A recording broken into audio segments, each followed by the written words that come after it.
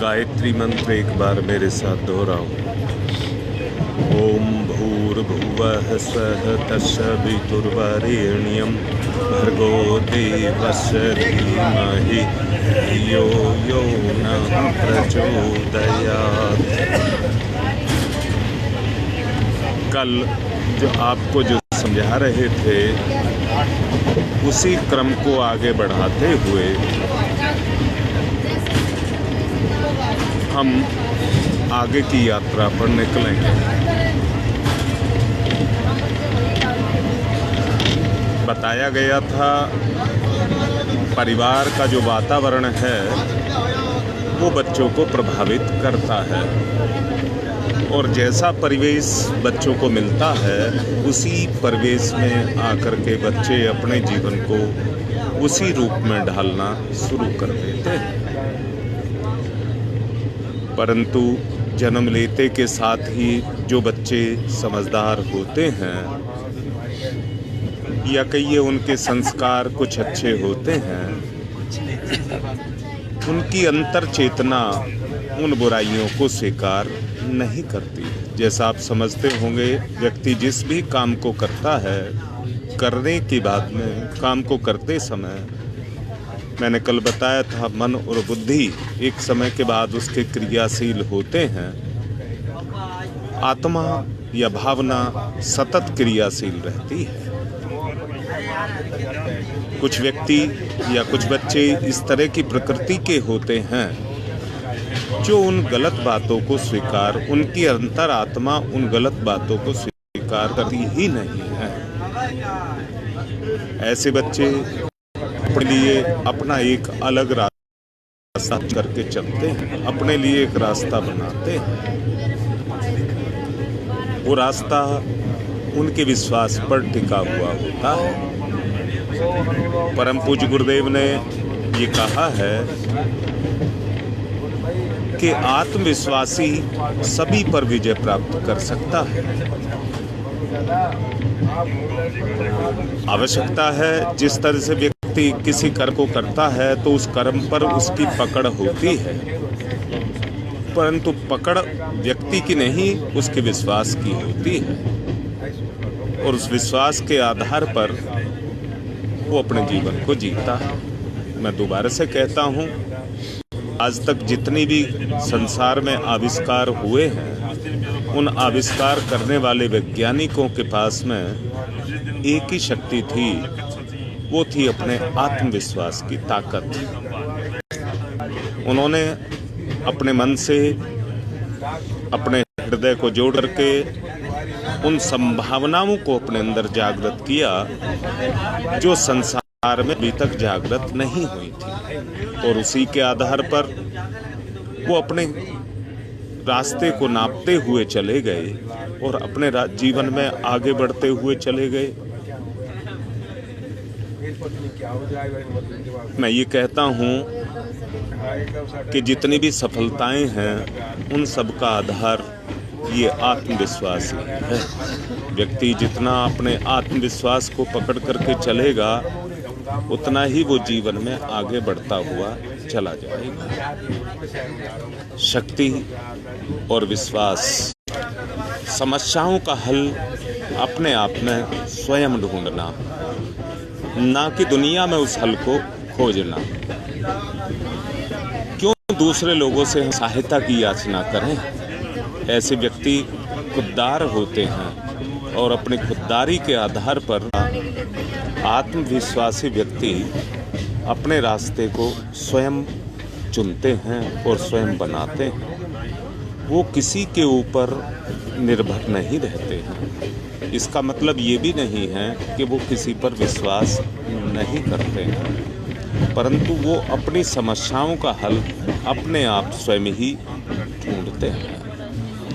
अपने ऊपर विश्वास करने वाला व्यक्ति अपने हृदय को शक्ति से भर लेता है। जितनी भी बाधाएं उसके सामने होती हैं उनको हल करने के लिए शक्ति उनका साथ देती है।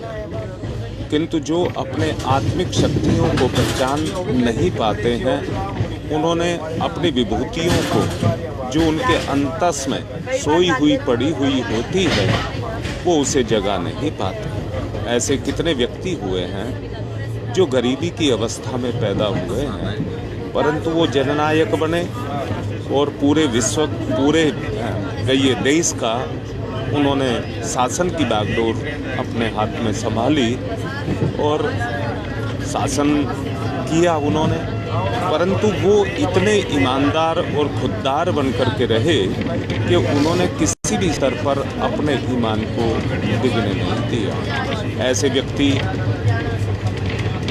उपहास की भी परवाह नहीं करते हैं कि समाज मेरा उपहास करेगा, वो इसकी भी परवाह नहीं करते। उनका उद्देश्य केवल अपने लक्ष्य पर पहुंचना होता है। मैं भी ये कहना चाहूँगा, हर व्यक्ति के जीवन का अपना एक लक्ष्य है, जिसको व्यक्ति अपने जीवन के साथ लेकर के पैदा हुआ है। जो व्यक्ति साधनों के ऊपर, धन के ऊपर या साथियों के ऊपर निर्भर होकर के चलते हैं, वो अपने आप में उतनी शक्ति को प्राप्त नहीं कर पाते हैं कि जितनी उनको अपने जीवन में बढ़ने के लिए चाहिए। जीवन तो अपने आप में स्वयं एक शक्ति है।